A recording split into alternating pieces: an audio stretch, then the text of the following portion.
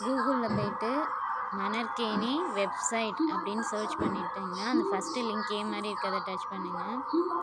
இதில் அந்த சைனப் பேரமார்க்குக்கு மேலே இருக்க சைனப்பை டச் பண்ணிட்டு உங்கள் பேர், உங்களோட ஃபோன் நம்பர், அப்புறம் கிளாஸில் சொன்னேன் இல்லையா பாஸ்வேர்டு, அந்த பாஸ்வேர்டை அதே ஃபார்மேட்டில் கொடுக்கணும். சரியா? Capital letter, small letter, numbers இதெல்லாம் வர மாதிரி பாஸ்வேர்டு சொல்லியிருந்தேன் இல்லையா, அந்த பாஸ்வேர்டை கொடுக்கணும்.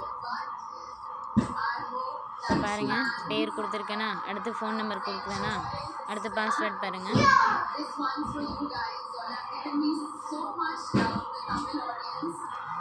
பாஸ்வேர்டு இதே மாதிரி கொடுங்க. கொடுத்துட்டு இங்கே என்ன பாஸ்வேர்ட் கொடுத்துருக்கோமோ அதை அப்படியே கன்ஃபார்ம் பாஸ்வேர்ட்லேயும் கொடுக்கணும். ஓகேவா? ஸோ இதே மாதிரியே கன்ஃபார்ம் பாஸ்வேர்ட்லேயும் கொடுத்துட்டு அந்த கண்ணு மாதிரி இருக்கிறத டச் பண்ணால் பாஸ்வேர்டு என்ன கொடுத்துருக்கோன்னு தெரியும். ஓகேவா? செக் பண்ணிவிட்டு அந்த ஏரோ மார்க்கை கொடுங்க. உங்கள் ஃபோனில் இந்த மாதிரி ஓடிபி சென்ட்டுன்னு காமிக்கும். நார்மல் மெசேஜில் ஃபோனில் ஓடிபி வந்திருக்கும். ஓகேவா? ஸோ இதை அப்படியே க்ளோஸ் பண்ணிடாமல் மினிமைஸ் பண்ணிவிட்டு மெசேஜில் பார்த்தீங்கன்னா அந்த மணற்கேணிலேருந்து நமக்கு ஓடிபி 6 நம்பர் சொல்லியிருக்காங்களா, இந்த 6 நம்பரை பார்த்து அப்படியே இந்த பாக்ஸில் ஃபில் பண்ணணும். ஓகேவா?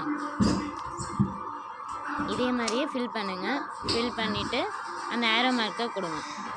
ஏரோ மார்க்கை கொடுத்தீங்கன்னா உங்களோட பேஜ் ஓப்பன் ஆகிடும். ஓகேவா? ரெஜிஸ்ட்ரேஷன் சக்ஸஸ்னு வரும். அந்த கார்னரில் பார்த்தீங்க அப்படின்னா உங்களோட பேர் காமிக்கும். அந்த பேரை டச் பண்ணால் ஃபோன் நம்பரும் காமிக்கும். இதை அப்படியே ஸ்க்ரீன்ஷாட் எடுத்து அனுப்ப வேண்டியதுதான். அவ்வளோதாம்மா.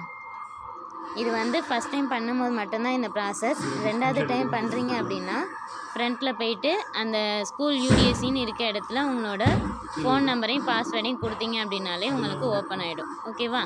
ஸோ அதை அப்படியே நீங்கள் ஏரோ மார்க் கொடுத்தீங்கன்னா ஓப்பன் ஆகிடும். அதுக்கப்புறம் நீங்கள் அப்படியே ஸ்க்ரீன்ஷாட் எடுத்து அனுப்ப வேண்டியதுதான். தேங்க்யூ.